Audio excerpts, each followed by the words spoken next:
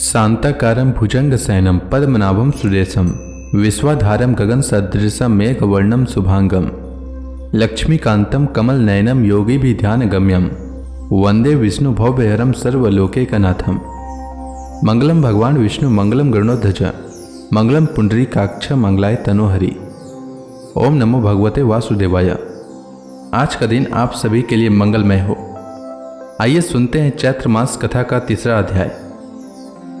श्री सुखदेव जी कहते हैं, राजन, अग्निद्र के पुत्र नाभि के कोई संतान न थी, इसलिए उन्होंने अपनी भार्या मेरु देवी के सहित पुत्र की कामना से एकाग्रता पूर्वक भगवान यज्ञ पुरुष का यजन किया। यद्यपि सुंदर अंगों वाले श्री भगवान द्रव्य, देश, काल, मंत्र, ऋत्विज, दक्षिणा और विधि इन यज्ञ के साधनों से सहज में नहीं मिलते, तथापि वे भक्तों पर तो कृपा करते ही हैं। इसलिए जब महाराज नाभि ने श्रद्धापूर्वक विशुद्ध भाव से उनकी आराधना की, तब उनका चित्त अपने भक्त का अभिष्ट कार्य करने के लिए उत्सुक हो गया।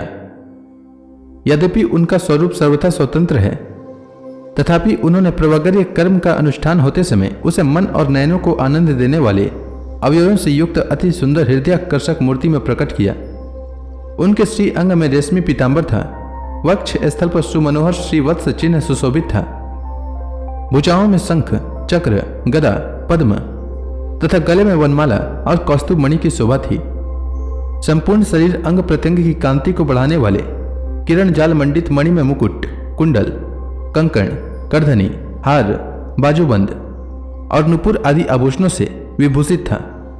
ऐसे परम तेजस्वी चतुर्भुज मूर्ति पुरुष विशेष को प्रकट हुआ देख ऋत्विज, सदस्य और यजमान आदि सभी लोग ऐसे आह्लादित हुए जैसे निर्धन पुरुष अपार धन राशि पाकर फूला नहीं समाता। फिर सभी ने सिर झुकाकर अत्यंत आदरपूर्वक प्रभु की अर्घ्य द्वारा पूजा की और ऋत्विजों ने उनकी स्तुति की।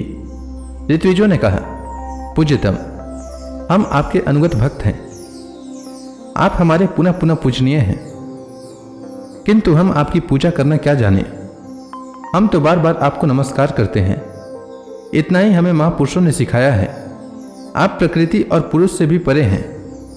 फिर प्राकृत गुणों के कार्यभूत इस प्रपंच में बुद्धि फंस जाने से आपके गुणगान में सर्वथा असमर्थ ऐसा कौन पुरुष है जो प्राकृत नाम, रूप एवं आकृति के द्वारा आपके स्वरूप का निरूपण कर सके। आप साक्षात परमेश्वर हैं। आपके परम मंगलमय गुण संपूर्ण जनता के दुखों का दमन करने वाले हैं। यदि कोई उन्हें वर्णन करने का साहस भी करेगा तो केवल उनके एक देश का ही वर्णन कर सकेगा।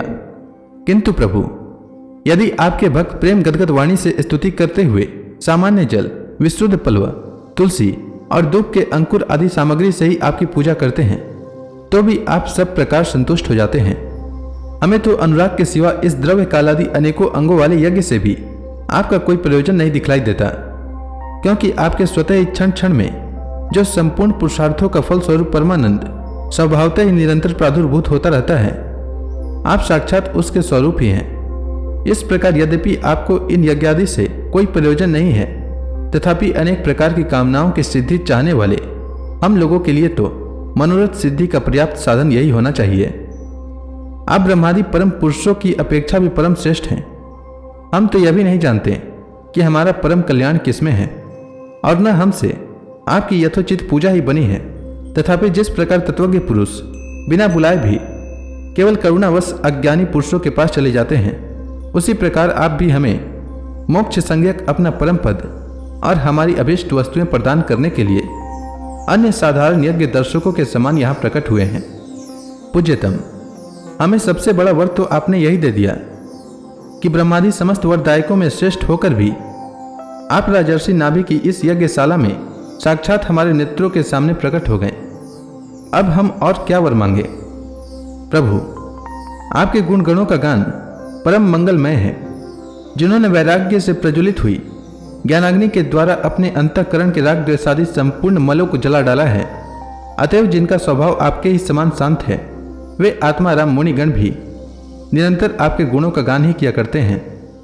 अतः हम आपसे यही वर मांगते हैं कि गिरने, ठोकर खाने, छींकने अथवा जम्भाई लेने और संकट आदि के समय एवं ज्वर और मरणादि की अवस्थाओं में आपका स्मरण न हो सकने पर भी किसी प्रकार आपके सकल कलिमल विनाशक भक्त वत्सल, दीन बंधु आदि गुण द्योतक नामों का हम उच्चारण कर सकें। इसके सिवा कहने योग्य न होने पर भी एक प्रार्थना और है।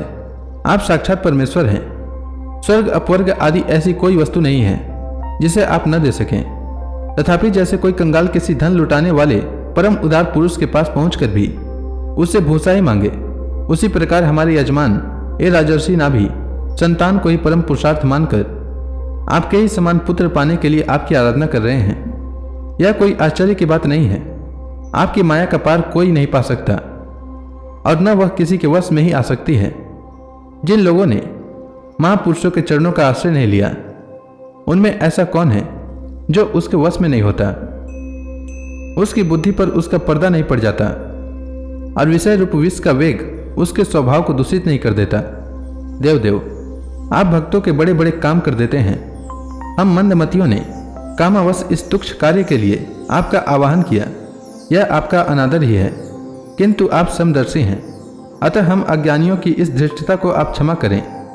श्री सुखदेव जी कहते हैं, राजन, वर्षाधिपति नाभि के पूज्य ऋत्विजों ने प्रभु के चरणों की वंदना करके जब पूर्वोक्त स्तोत्र से स्तुति की, तब देवश्रेष्ठ श्रीहरि ने करुणावश इस प्रकार कहा।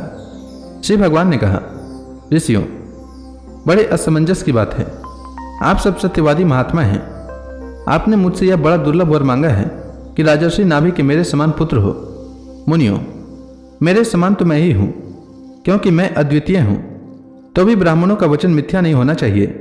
द्विज कुल मेरा ही तो मुख है, इसलिए मैं स्वयं ही अपनी अंश कला से आग्नेन्द्र नंदन नाभि के यहां अवतार लूंगा, क्योंकि अपने समान मुझे और कोई दिखाई नहीं देता। श्री सुखदेव जी कहते हैं, महारानी मेरु देवी के सुनते हुए उसके पति से इस प्रकार कहकर भगवान अंतर्ध्यान हो गए। विष्णुदत्त परीक्षित, उस यज्ञ में महर्षियों द्वारा इस प्रकार प्रसन्न किए जाने पर श्री भगवान महाराज नाभि का प्रिय करने के लिए उनके रानीवास में महारानी मेरु देवी के गर्भ से दिगंबर सन्यासी और उधर्वरेता मुनियों का धर्म प्रकट करने के लिए शुद्ध सत्व में विग्रह से प्रकट हुए। तो इसी के साथ यह अध्याय समाप्त हुआ। इसके आगे की कथा मैं कल के अध्याय में सुनाऊंगा। तब तक के लिए भगवान हरि का नाम लेते रहें। तो प्रेम से बोलिए भगवान विष्णु की जय, श्री कृष्ण भगवान की जय, समस्त देवी देवताओं की जय।